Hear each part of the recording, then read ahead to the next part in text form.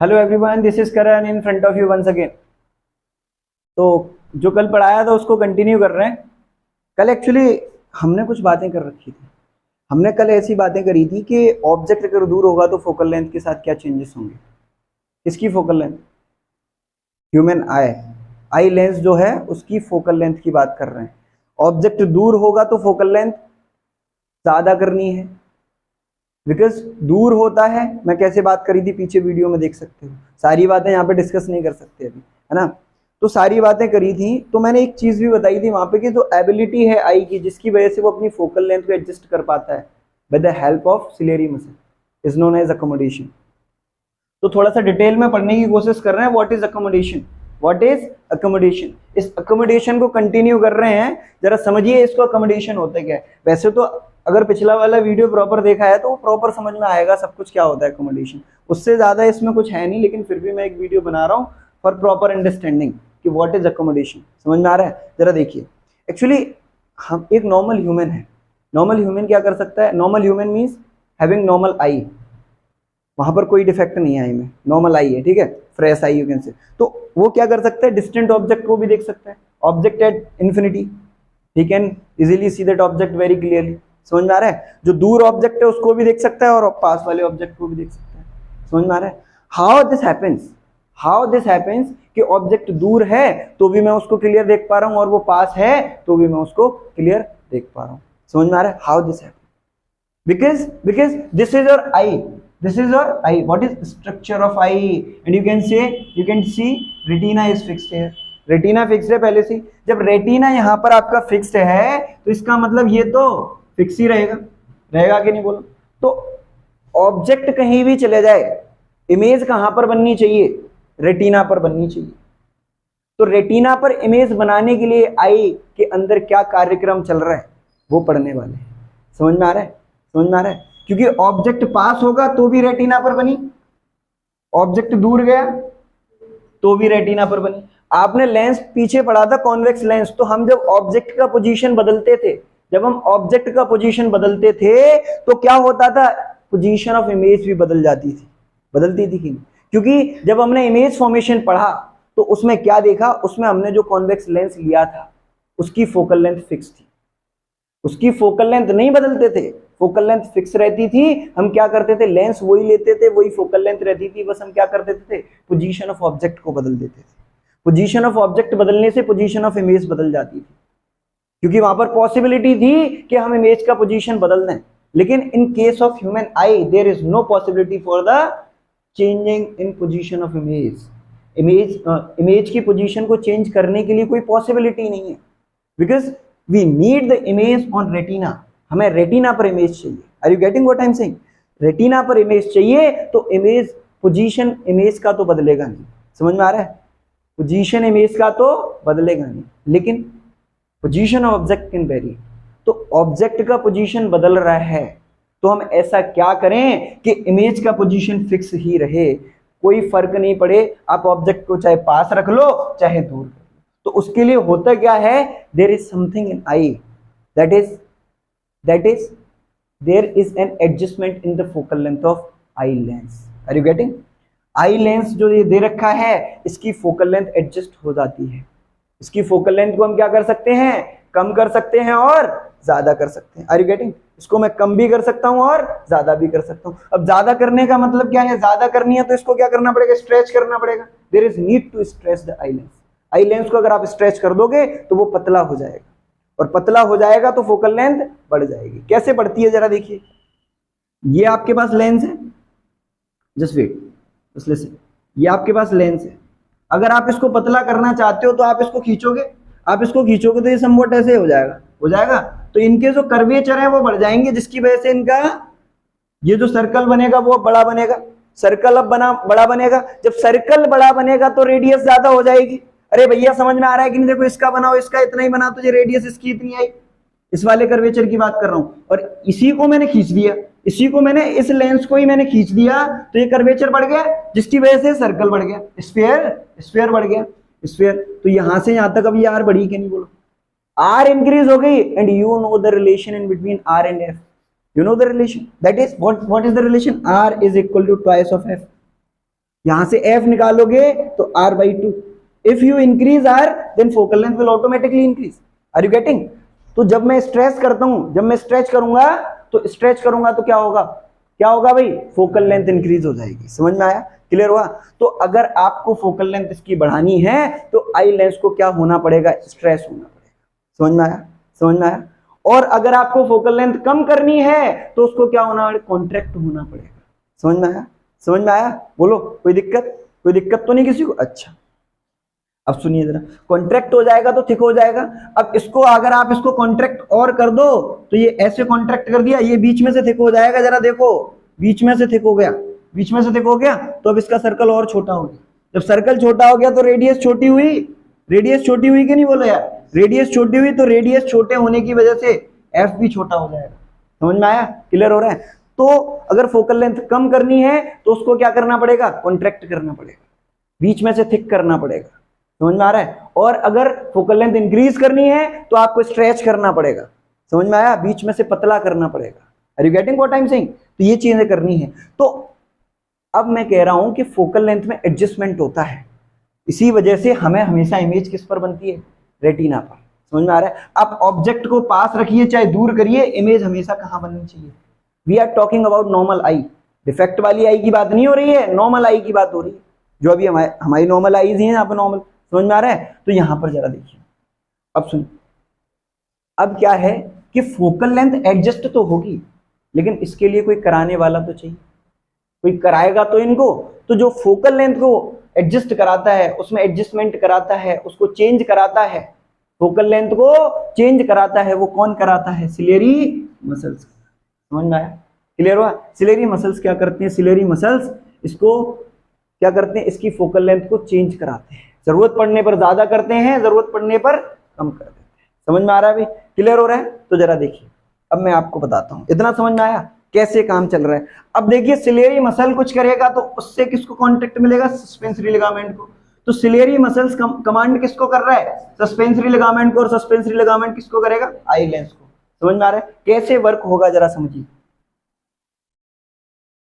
जरा समझिए। तो जरा देखिए, मान के चलिए कि ऑब्जेक्ट कहीं डिस्टेंट पोजीशन पर रखा हुआ है, दूर इन्फिनिटी पर रखा हुआ है। कहां पर रखा हुआ है, इन्फिनिटी पर रखा हुआ है। तो मैंने कल भी बात कर ली है इस विषय में, तो इन्फिनिटी पर रखा हुआ है तो आपको पता होना चाहिए कि लाइट रेज कैसी आएंगी, पैरेलल, पैरेलल आएंगी। वैसे तो एक पर्टिकुलर पॉइंट से वो डाइवर्स हो रही होंगी, लेकिन बीच में वो कहीं ना कहीं कन्वर्ज होकर पैरेलल हो जाती हैं। जब आई पर पहुंचती हैं तो वो पैरेलल हो जाती हैं। कल बात करी थी कि नहीं? तो आप मान के चलिए इन्फिनिटी से आएंगी तो वो पैरेलल आएंगी। समझ में आ रहा है? जब वो पैरेलल आएंगी, जब वो पैरेलल आएंगी तो उनको कन्वर्ज करने के लिए ज्यादा पावर की जरूरत नहीं पड़ेगी। समझ में आ रहा है? जब वो पैरेलल आएंगी तो उनको कन्वर्ज करने के लिए ज्यादा पावर नहीं चाहिए, ज्यादा पावर नहीं चाहिए। इसका मतलब पावर ज्यादा नहीं चाहिए तो फोकल लेंथ कैसी होनी चाहिए, ज्यादा होनी चाहिए। समझ में आया? Because there is a inverse relation in between power and focal length. Focal length ज्यादा होगी तो पावर कम होगी, क्योंकि जब पैरेलल आ रही हैं उनको कन्वर्ट करने के लिए हमें पावर ज्यादा नहीं चाहिए, पावर ज्यादा नहीं चाहिए, तो इसका मतलब फोकल लेंथ ज्यादा चाहिए। समझ में आया? इनवर्स रिलेशन समझ में आ रहा है? तो जरा देखिए, अब जब ये दूर है ऑब्जेक्ट, ऑब्जेक्ट जब दूर है, ऑब्जेक्ट जब दूर है, ये ऑब्जेक्ट है, let's say this is at infinity. जब ये दूर होता है ना, तो हमारी जो आई होती है वो रिलैक्स्ड पोजीशन में होती है। आई मतलब सस्पेंसरी लिगामेंट्स रिलैक्स्ड पोजीशन में होते हैं। किस पोजीशन में होते हैं, रिलैक्स्ड पोजीशन में होते हैं। जब ये रिलैक्स्ड पोजीशन में जाते हैं ना, जब ये रिलैक्स्ड पोजीशन में जाते हैं, तो जब ये रिलैक्स्ड पोजीशन में जाते हैं तो ये सस्पेंसरी लिगामेंट समवॉट ऊपर जाते हैं। किधर जाते हैं, समवॉट ऊपर जाते हैं। समझ में आ रहा है? अपने पास इसके जो पार्टिकल है वो अपने पार्टिकल्स के पास जा रहे हैं, ऐसे मान के चलिए। समझ में आ रहा है? अपने लोग अपने लोगों के पास जाएंगे, तो मान के चलिए इसके कुछ पार्टिकल्स थे, वो इधर ज्यादा पार्टिकल है तो उनके पास जाना चाह रहे हैं। Relax position, relax position. जब ऑब्जेक्ट दूर है तो ये रिलैक्स्ड पोजीशन में होता है सस्पेंसरी लिगामेंट। जब ऑब्जेक्ट कहां पर है, इन्फिनिटी पर है, तो सिलियरी मसल्स कैसी होती हैं, कैसी होती हैं, रिलैक्स्ड होती है। समझ में आ रहा है? कैसी होती हैं, रिलैक्स्ड होती है। अब जब सिलियरी मसल्स रिलैक्स्ड हुई तो मैंने क्या बोला, ये ऊपर की साइड में जाएगी, ये ऊपर की साइड में जाएगा, ऊपर की साइड में जाएगा तो सस्पेंसरी लिगामेंट में क्या आएगा, स्ट्रेच आएगा। सस्पेंसरी लिगामेंट किससे कनेक्टेड है, लेंस से कनेक्टेड।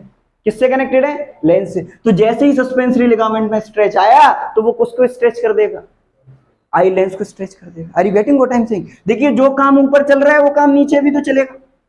इसमें ये सिलेरी मसल्स नीचे की तरफ आएगी, इसके हिसाब से देखो। Are you getting? समझ में आ रहा है? तो ये फिर स्ट्रेच होगा तो इसको नीचे से भी स्ट्रेच होगा, दोनों तरफ से स्ट्रेचिंग हो रही है। समझ में आया? तो जब दोनों तरफ से स्ट्रेचिंग हो रही है तो आई लेंस बीच में से पतला हो जाएगा, आई लेंस बीच में से पतला हो जाएगा, और जब पतला हो जाएगा तो फोकल लेंथ कैसी हो जाएगी? फोकल लेंथ बढ़ जाएगी। फोकल लेंथ क्या हो जाएगी? बढ़ जाएगी। अभी मैंने बताया पीछे सारी बातें, फोकल लेंथ इंक्रीज हो जाएगी। मैं बोला ना यार, फोकल लेंथ, क्योंकि दूर के ऑब्जेक्ट को देखने के लिए यहां पर पैरेलल आएंगी, कन्वर्स करने के लिए रेटिना पर पावर कम चाहिए, कम चाहिए तो फोकल लेंथ ज्यादा होनी चाहिए। ज्यादा हो रही है कि नहीं बोलो? जब दूर होता है ऑब्जेक्ट तो हम बड़े आसानी से चीजों को देखते हैं। जब तुम लोग दूर हो तो मैं प्रॉपरली चीजों को देख पा रहा हूं, मैं चीजों को आसानी से देख पा रहा हूं। समझ में आ रहा है? There is no strain in my eye, eye में कोई स्ट्रेन नहीं है। समझ में आ रहा है? कोई स्ट्रेन ही नहीं है, प्रॉपर देख पाते हैं, क्लियर विजन होता है यार। समझ में आ रहा है? नॉर्मल आई से हम आसानी से दूर तक देख सकते हैं, कोई दिक्कत ही नहीं होती। तो जब दैट इज रिलैक्स्ड पोजीशन, आंखों पे कोई फर्क ही नहीं पड़ रहा है, that is relaxed position. Relaxed position मतलब ciliary muscles in the relaxed condition. समझ में आ रहा है? सिलेरी मसल्स रिलैक्स कंडीशन में ऊपर की तरफ जा रही है, रिलैक्स के होने की वजह से सस्पेंसरी लिगामेंट में स्ट्रेच आ रहा है, और उसमें स्ट्रेच आने की वजह से आई लेंस स्ट्रेच हो रहा है। आई लेंस स्ट्रेच होने की वजह से फोकल लेंथ कम हो रही है। फोकल लेंथ कम करनी है हमें क्योंकि पावर कम चाहिए। समझ में आया? हाँ सॉरी, फोकल लेंथ ज्यादा हो रही है बाय मिस्टेक। ये क्योंकि स्ट्रेच हो रहा है, स्ट्रेच हो रहा है तो क्या है? फोकल लेंथ ज्यादा हो रही है। नहीं आया? ये स्ट्रेच हो रहा है, क्या हो रहा है? लेंस। जब ये रिलैक्स होती है सिलेरी मसल्स तो आपके सस्पेंसरी लिगामेंट, सस्पेंसरी लिगामेंट क्या होते हैं? स्ट्रेच होते हैं। क्या होते हैं? समझ में आया? और ये स्ट्रेच होते हैं तो इसकी वजह से क्या स्ट्रेच हो जाता है? आई लेंस भी स्ट्रेच हो जाता है। इनकी वजह से क्या स्ट्रेच हो जाता है? आई लेंस भी स्ट्रेच हो जाता है। समझ में आया? स्ट्रेच हो जाता है। अब जब ये स्ट्रेच हुआ तो इसका मतलब क्या होगा? स्ट्रेच होगा तो फोकल लेंथ इंक्रीज हो जाएगी। क्या हो जाएगी? फोकल लेंथ इंक्रीज हो जाएगी। समझ में आया? फोकल लेंथ इंक्रीज हो गई, पावर कम हो गई, पावर डिक्रीज हो गई। यही तो हमें चाहिए, यही तो हमें चाहिए। तभी तो पावर कम लगता है जब दूर के ऑब्जेक्ट्स को देख सकते हैं हम रिलैक्स पोजीशन में। समझ में आया भाई? क्लियर हो रहा है कि नहीं बोलो? ये बात समझ में आई? जब ऑब्जेक्ट दूर होगा तो आई प्रॉपरली चीजों को रिलैक्स पोजीशन में देखता है। समझ में आया? क्यों? क्योंकि उस कंडीशन में सिलेरी मसल्स रिलैक्स्ड होती हैं, रिलैक्स्ड होती हैं, वो ऊपर की तरफ जाती है। ऊपर की तरफ जाती हैं तो सस्पेंसरी लिगामेंट स्ट्रेच होता है, जिसकी वजह से आई लेंस भी साथ में स्ट्रेच होता है। आई लेंस स्ट्रेच होने की वजह से फोकल लेंथ बढ़ जाती है। फोकल लेंथ बढ़ गई, पावर कम। समझ में आया? क्लियर हुआ भाई सबको? क्लियर हुआ कि नहीं बोलो? अब देखिए जरा, अब ये आपको डिस्टेंस ऑब्जेक्ट का समझ में आ गया, दूर रखा है तो कैसे काम चल रहा है। अब क्योंकि ये रिलैक्स्ड पोजीशन थी, क्योंकि ये रिलैक्स्ड पोजीशन थी तो रिलैक्स्ड पोजीशन में कोई अकोमोडेशन होता है क्या? नहीं। जब पोजीशन रिलैक्स्ड ही है तो क्या वहां पर कोई अकोमोडेशन होगा? No, not at all, there will be no accommodation. That's why this condition is known as unaccommodated, unaccommodated condition for an eye. Are you getting? समझ में आ रहा है? इसीलिए इसको क्या कह देते हैं? अनअकोमोडेटेड कंडीशन। यहां पर मैं यूएन लगा दूं तो ये कैसी बन जाएगी? अनअकोमोडेटेड कंडीशन। समझ में आया बोलो? समझ में आया? क्लियर हुआ? क्योंकि रिलैक्स्ड पोजीशन है भाई। कैसी पोजीशन है? रिलैक्स्ड पोजीशन है। समझ में आ रहा है कि नहीं बोलो? समझ में आ रहा है? कैसी है? रिलैक्स्ड है। समझ में आया? रिलैक्स होने की वजह से दिस इज व्हाट? अनअकोमोडेटेड, क्योंकि यहां पे कोई अकोमोडेशन नहीं हुआ। जब रिलैक्स पोजीशन में तो क्या अकोमोडेशन आया कि नहीं आया? इतना समझ में आया? तो अकोमोडेशन की तरफ चलते हैं, अकोमोडेशन की तरफ चलते हैं। जरा देखिए, इसको इरेज करूं। समझ में आया? इतना सबको क्लियर हुआ? जरा देखिए, तो अब बात करते हैं, पास ऑब्जेक्ट को लेके आते हैं। अब ऑब्जेक्ट को कहां लेके आते हैं? पास में लेके आते हैं। तो अब मैंने क्या करा? ऑब्जेक्ट को कहां? मैंने यहां पर कहीं रख लिया, near by the I, near by I. Just remember, यहां पर एक क्या होता है? Least distance of distinct vision, जो कि 25 सेंटीमीटर होता है। 25 सेंटीमीटर से इधर ऑब्जेक्ट आएगा तो आंखों में स्ट्रेन आएगा, आंखों में स्ट्रेन आएगा। आपको मैं अभी आगे इसको डिस्क्राइब करता हूं, बस आप मान के चलिए कि हम 25 सेंटीमीटर से पास नहीं लेके जा रहे हैं। समझ में आ रहा है? It is the position of object is more than this, more than 25 centimetre. समझ में आ रहा है? जो इसकी डिस्टेंस है वो 25 से ज्यादा है। क्लियर हुआ? या फिर 25 ही है। क्लियर हो रहा है भाई? अब जरा देखिए, ये पास में है। जब ये पास में है, जब ये पास में होता है तो सिलेरी मसल्स क्या करती हैं? समझना बात को। सिलेरी मसल्स क्या करती हैं? सिलेरी मसल्स कॉन्ट्रैक्ट करती हैं, ऊपर से नीचे की तरफ आती है, ऊपर से। अब कौन सी कंडीशन है? अब ये कॉन्ट्रैक्ट करेंगी। अब ये क्या करेंगी? कॉन्ट्रैक्ट। उल्टा होता है, चीजों को समझना। जब मैं कॉन्ट्रैक्ट बोलता हूं दिमाग में क्या चीज आती है कि ऐसे जाएगी, ऐसे जाएगी, लेकिन यहां पर चीजों को समझो, यहां पर सिलेरी मसल को समझने की जरूरत है। जब मैं रिलैक्स बोल रहा हूं तो ये ऊपर जा रही है, जा रहा है, और मैं जब कॉन्ट्रैक्ट बोल रहा हूं तो इसका मतलब क्या हो रहा है, ये नीचे। Are you getting, are you getting, समझ में आ रहा है? अरे यार आ रहा है कि नहीं, बोलो आ रहा है ना, आ रहा है तो समझो। अब यहाँ पर ये क्या है, जब पास होती है तो सिलेरी मसल क्या करती है, क्योंकि हमें नीचे ऐसे पास से देखना पड़ता है, तो क्या होता है, सिलेरी मसल कॉन्ट्रैक्ट करती है। जब सिलेरी मसल से दरी आएगी तो सस्पेंसरी लिगामेंट लूज हो जाएगा, सस्पेंसरी लिगामेंट पर कोई स्ट्रेच नहीं आएगा, वो कैसा हो जाएगा, लूज हो जाएगा। कैसा हो जाएगा, लूज हो जाएगा। जब सस्पेंसरी लिगामेंट लूज हो जाएगा, जब सस्पेंसरी लिगामेंट लूज हो जाएगा तो ये आपका लेंस है वो कैसा हो जाएगा, थिक हो जाएगा, क्योंकि रिलैक्स पोजीशन में तो कैसा था, स्ट्रेच हो चुका था, लेकिन अब क्या हो रहे हैं, सस्पेंसरी लिगामेंट कॉन्ट्रैक्ट कर रहे हैं। कॉन्ट्रैक्ट करने का मतलब समझ लो, कॉन्ट्रैक्ट करने का मतलब समझ लो भाई, कॉन्ट्रैक्ट करने का मतलब ये है suspensory ligament is going towards suspensory, sorry, contract करने का मतलब ये है ciliary muscles are going towards suspensory ligament. Are you getting? ये सिलेरी मसल सस्पेंसरी लिगामेंट की तरफ जा रही है। समझ में आ रहा है कॉन्ट्रैक्ट का मतलब? इसको समझ के चलो, यही चीज है बस, यहां पर यही पॉइंट है जो समझने की जरूरत है। समझ में आ रहा है? रिलैक्स पोजीशन में क्या हो रहा है, ये सस्पेंसरी से दूर जा रही है ताकि सस्पेंसरी क्या हो जाए, स्ट्रेच हो जाए। और कॉन्ट्रैक्ट में क्या हो रहा है, ये सस्पेंसरी के पास आ रही है ताकि सस्पेंसरी लिगामेंट लूज हो जाए। Are you getting, are you getting what I am saying? तो ये लूज हो जाएंगी तो इसको क्या मिल जाएगा, स्पेस मिल जाएगा। ये लूज हो गई तो ये ढीला हो गया, तो ये और क्या हो जाएगा, ये फिर ये स्ट्रेच की बजाय सुकड़ जाएगा। समझ में आ रहा है? तो ये बीच में से क्या हो जाएगा, थिक हो जाएगा। बीच में से क्या हो जाएगा, आ रहा है कि नहीं, आ रहा है कि नहीं, समझ में आ रहा है भाई? इसने ये इधर आएगा तो ये इसको थोड़ा फोर्स देगा कि नहीं, ये क्या हो जाएगा, फिर नहीं आया, थिक हो जाएगा, ये आपका कॉन्ट्रैक्ट कर जाएगा आई लेंस। समझ में आया?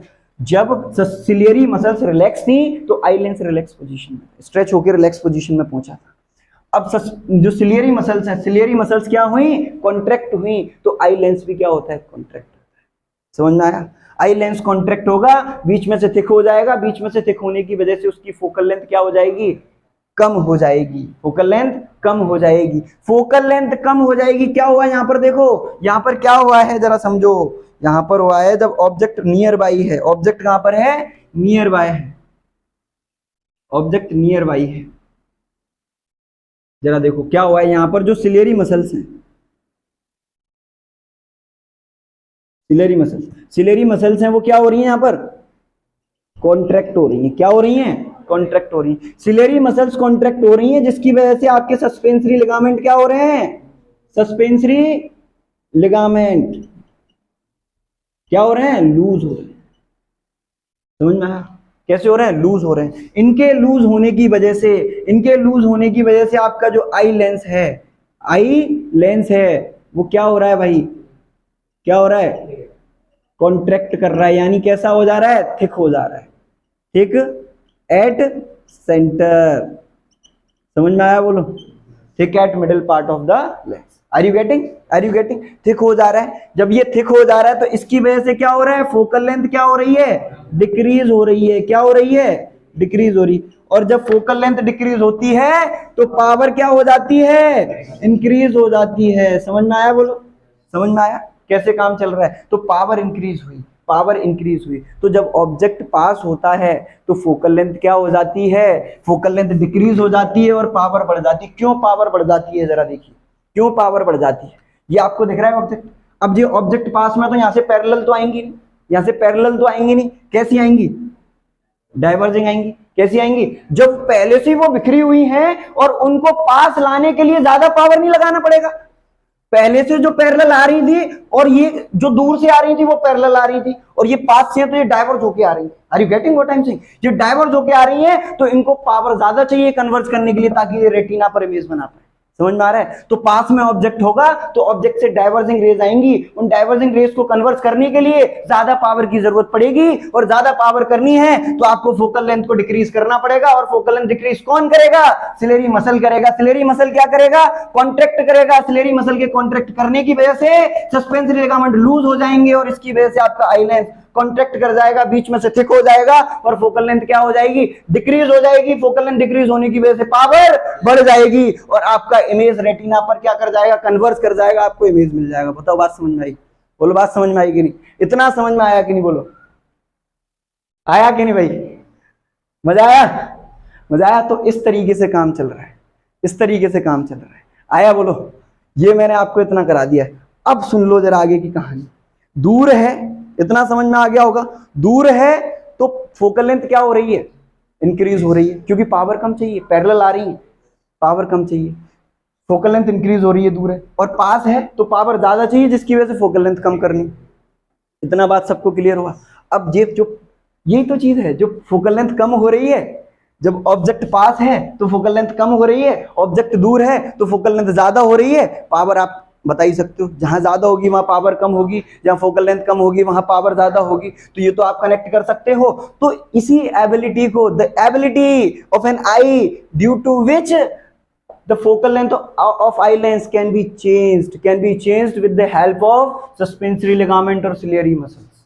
Are you getting? So that we can focus the image on retina for each and every position of any object. Are you getting what I am saying? Object का कोई भी position हो, उसकी image हमेशा हमें रेटिना पर ही मिले। इस कब मिल पाएगी? जब ये फोकल लेंथ एडजस्ट हो पाएगी। और फोकल लेंथ जिस एबिलिटी की वजह से एडजस्ट हो रही है, उस एबिलिटी को मैं क्या कहता हूं? अकोमोडेशन कहता हूं। समझ में आया? What is accommodation? समझ में आया? What is accommodation? नहीं आया भाई? अकोमोडेशन नहीं आया? आ गया? आ गया। तो जरा देखो अकोमोडेशन।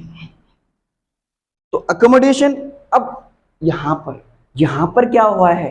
यहां पर कॉन्ट्रैक्शन हुआ है, यहां पर कॉन्ट्रैक्शन हुआ है। ये रिलैक्स्ड पोजीशन नहीं है, ये रिलैक्स्ड पोजीशन नहीं है, यहां पर कॉन्ट्रैक्शन हुआ है। इसका मतलब यहां पर अकोमोडेशन हुआ है। इसीलिए ये कौन सी कंडीशन हो जाएगी? अकोमोडेटेड कंडीशन हो जाएगी। बोलो बात समझ में आया कि नहीं? This is accommodated condition. यहां पर क्या हुआ है? कॉन्ट्रैक्शन हुआ है। क्या हुआ है? अरे यार नहीं आया? आ गया भाई? समझ में आया कि नहीं? बोलो, इतनी बात समझ में आई? और अकोमोडेशन क्या है जरा देख लो। अकोमोडेशन, अकोमोडेशन क्या है? Accommodation is what? It is the ability of eye lens, it is the ability of eye lens to change its focal length so that image can be focused on retina for any position of object with the help of ciliary muscles. समझ में आया? बोलो, समझ में आया? What is accommodation? Accommodation is the ability of eye lens to change its focal length so that image can be focused on retina for any position of object with help of ciliary muscle. Are you getting? समझ में आया कैसे लिख रहे हैं इसको? सारी बातें बोल दी मैंने यार, एक भी चीज नहीं छोड़ी है। जो बोल रहा हूं वो बता रहा हूं, जो बोल रहा हूं वो बता रहा हूं। This is what, this is accommodation. और इसमें पावर का चेंजेस हो रहा है, इसीलिए हम इसको पावर ऑफ अकोमोडेशन भी कह देते हैं। अगर कोई पूछे पावर ऑफ अकोमोडेशन, तो आप यहां पे लिख देना to change its power. Power का अकोमोडेशन हो जाएगा। नहीं आया भाई? फोकल लेंथ बदल रही है तो पावर तो ऑटोमेटिकली बदल रही है, because there is an inverse relation between power and focal length. Focal length को बढ़ाइए, पावर कम हो जाएगा। फोकल लेंथ को कम कर दीजिए, पावर बढ़ जाएगा। समझ में आया? अकोमोडेशन ऑफ पावर हो जाएगा। Are you getting what I am saying? तो ये very simple, it is very simple. Clear हुआ? क्लियर हो अभी? अब आगे की बात समझिए। अब मैं दो तीन चीजें और बता देता हूं, फिर इस बात को खत्म करते हैं। क्लियर हो अभी? जरा देखो, समझ में आ रहा है कि नहीं यार? आ रहा है? जरा देखो, अब जरा देखो। अब मैं कुछ 2 पॉइंट हैं उनकी बात कर लेता हूं, फिर इस बात को खत्म कर देता हूं। जरा देखो, जरा देखो ध्यान से। एक पॉइंट होता है नियर पॉइंट। क्या होता है? Near point. और एक होता है फार पॉइंट। नियर पॉइंट और far point. What is near point and what is far point? Near point आंख के वो वाला पॉइंट जिस डिस्टेंस तक मैं विदाउट स्ट्रेन देख सकूं किसी भी चीज को प्रॉपरली। एक नॉर्मल आई से कोई भी व्यक्ति प्रॉपरली चीजों को कितनी डिस्टेंस तक देख सकता है, कितनी पास तक लाके मैं उस ऑब्जेक्ट को विदाउट एनी स्ट्रेन देख सकता हूं। That is what, that is near. समझ में आया? This is are I, this is are आई। मैंने यहां पर ऑब्जेक्ट को प्लेस कर दिया, यहाँ पर मैंने ऑब्जेक्ट को प्लेस कर दिया। अगर मैं इसको प्रॉपरली देख पा रहा हूँ without any strain in my eye, then that means this is what, this is near point for the eye. समझ में आया? This is near point for the eye. Are you getting? और फार पॉइंट, कितनी दूर तक मैं without any strain देख सकता हूं? तो कितनी भी दूर तक देख सकता हूं। तो फार पॉइंट क्या हो जाएगा यहाँ पर? इन्फिनिटी। फार पॉइंट क्या हो जाएगा? इन्फिनिटी। इसी को हम क्या बोलते हैं? फारदेस्ट पॉइंट भी बोलते हैं। क्या बोलते हैं? समझ में आया? क्लियर हुआ? अच्छा, और देखिए नियर पॉइंट। तो ये जो एक एक्सपेरिमेंट ऐसे पता करा हमने, चेक करके देखा कहां पर दिक्कत है। तो जब ये पता ऑब्जर्वेशंस लिए गए तो हमें एक वैल्यू मिली कि हम इस वैल्यू से अगर पास में लेके जाते हैं तो हमारी आंख में हमें स्ट्रेन मिल जाता है। तो आप इसको क्या कर सकते हो? ऑब्जर्व भी कर सकते हो। You can take a scale ले लो, आंख के ऊपर यहाँ पे स्केल रखो और उससे एक डिस्टेंस मेजर कर लो 25 सेंटीमीटर। वहां पे एक पॉइंट आपको पता चल जाएगा, ये पोजीशन है 25 सेंटीमीटर। एक धागा ले लो, धागे को 25 सेंटीमीटर लंबा ले लो, आंख से टच करो, उसको ऐसे पकड़वा लो किसी से, वहां पर रख के चीजों को देखो, फिर उसके थोड़ा पास लाओ। जब आप उसके थोड़ा पास लाओगे तो आपको क्या पता चलेगा कि there is some strain in my eye. Strain मतलब तनाव, समझ में आ रहा है? खिंचाव सा आ जाता है, समझ में आ रहा है? आपको फिर चीजें ब्लर सी लगती है, चीजें ब्लर दिखेंगे, प्रॉपर नहीं दिखेंगी। आप 25 से जैसे ही पास लाओगे तो आपको चीजें प्रॉपर नहीं दिखेंगी। समझ में आया? तो जो आपका नियर पॉइंट है वो कितना होता है? 25 सेंटीमीटर। ऑब्जेक्ट कहां होना चाहिए? इन चीजों को देखकर मुझे पता चल रहा है कि ऑब्जेक्ट हमेशा 25 से ज्यादा डिस्टेंस पर होना चाहिए और इन्फिनिटी पर कहीं भी चला जाए। समझ में आया? यही तो होना चाहिए ऑब्जेक्ट के लिए, यही तो होना चाहिए। ये यहाँ पर पोजीशन ऑफ ऑब्जेक्ट लिख दे रहा हूँ। Position of object should be greater than 25 और it can be equal to infinity और लेस देन इन्फिनिटी। समझ में आया? सॉरी, लेस देन इन्फिनिटी, ऐसे। समझ में आया? इन्फिनिटी से कम हो सकती है लेकिन 25 से हमेशा क्या होगी? ज्यादा होगी। तो 25 सेंटीमीटर से लेकर इन्फिनिटी के बीच में आप ऑब्जेक्ट रख दो, आपको प्रॉपर दिखेगा, this is for normal eye, normal eye. समझ में आया? This is to be noted, this is for normal eye. समझ में आया? क्लियर हुआ? समझ में आई कि नहीं मेरी बात? बोलो, क्लियर हुआ विजन? क्लियर हुआ? तो ये बात समझ में आई। अब ये जो आपका नियर पॉइंट है ना, इसको कई बार लीस्ट पॉइंट भी कह देते थे, लेकिन इसका एक नाम और होता है जिसको हम कई बार बोल रहे थे। क्या था? क्या था अभी? डिस्टेंस, क्या था यार? Least distance. मैं बोल रहा ना, least. This is the distance, so we can say least distance of distinct vision. क्या कहते हैं इसको? इस नियर पॉइंट को ही हम एक और नाम देते हैं, क्या देते हैं? Least distance of distinct vision. समझ में आया कि नहीं? बोलो, क्या बोलते हैं इसको? लीस्ट, मैं बता चुका हूं पिछले वीडियो में, least distance of distinct vision, इसी को हम ये कहते हैं। समझ में आया? लीस्ट से समझ में आ रहा है? कितना पास तक मैं देख सकता हूं, कितना कम वैल्यू पे मैं कितना कम डिस्टेंस पे ऑब्जेक्ट को हम प्रॉपर देख सकते हैं, without any blurring, without any strain in my eyes. Are you getting? आप क्या करिए, आप इसको क्या कर सकते हो, एक बुक ले सकते हो, आप बुक को पकड़िए, आंख के पास लेके आइए, आप देखते रहिए, ऐसे देख रहे हो, यहाँ से स्टार्ट करा देखना।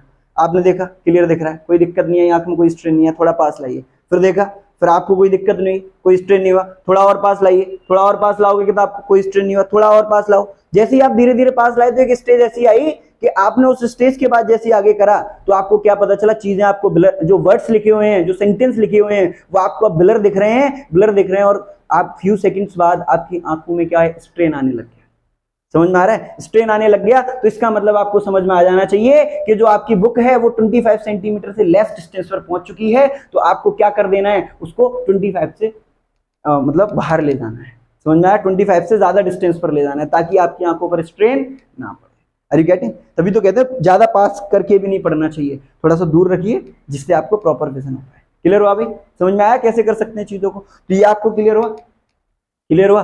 तो इतना सब समझ में आया, अकोमोडेशन समझ में आया, नियरेस्ट पॉइंट समझ में आया, फारदेस्ट पॉइंट समझ में आया। What is this least distance of distinction? This is nothing, this is just nearest point of for a human eye. Are you getting? What is the value of this near point is 25 centimeter, and what is the value of farthest point? That is infinity. Object should be placed in between 25 and infinity. 25 और infinity के बीच में आप object कहीं भी रख दो, a normal eye can see that object very clearly and properly without any blurring and without any strain in the eye. Are you getting? समझ में आया? क्लियर हो गया भाई? समझ में आ गया? इतना नहीं आया? आ गया? तो इससे रिलेटेड कुछ क्वेश्चंस देख लेते हैं। इससे रिलेटेड जैसे मैं आपसे कुछ क्वेश्चंस पूछता हूँ, जरा मैं बताता हूँ। देखो जरा कुछ क्वेश्चन, मैं बुक के ही क्वेश्चन ले लेता हूँ। जैसे क्या क्वेश्चन है,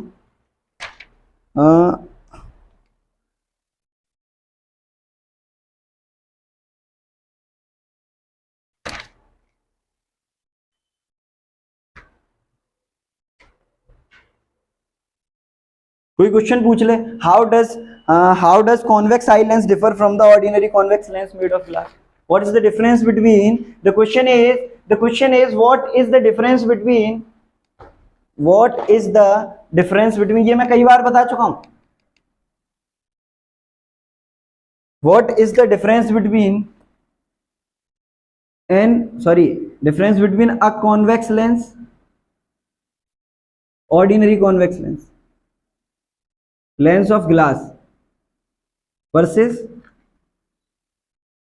convex eye lens? समझ में आया? कॉन्वेक्स आई लेंस और कॉन्वेक्स ऑर्डिनरी कॉन्वेक्स लेंस में अंतर क्या है, ये सबको पता होना चाहिए। अभी अभी जस्ट बात करी है, उसमें भी मैंने बात करी है। जो ऑर्डिनरी कॉन्वेक्स लेंस होता है उसकी फोकल लेंथ बदलनी है तो आपको पूरा लेंस बदलना पड़ेगा। आपको अगर उसकी फोकल लेंथ बदलनी है तो आपको दूसरी फोकल लेंथ का लेंस खरीदना पड़ेगा, आप उसके साथ कुछ नहीं कर सकते। लेकिन यहां पर कॉन्वेक्स आई लेंस में there is something miraculous, you can say, जिसकी वजह से क्या हो जाता है, focal length can be adjusted. What is this? This is ciliary muscle. This is ciliary muscle. Ciliary muscle. Function of ciliary muscle is very important in any eye to adjust the focal length of the eye lens so that we can easily see the objects wherever the object is placed. Are you getting? कहीं भी रखा हो, it is at least distance of distinct vision or is at infinity. समझ में आया? कहीं भी रखा हो आप आसानी से इसको क्या कर सकते हो, समझ में आया कि नहीं भाई? इतना समझ में आया? तो आज के लिए इतना ही, कल मिलते हैं छोटे से ब्रेक के बाद। जय हिंद, जय भारत।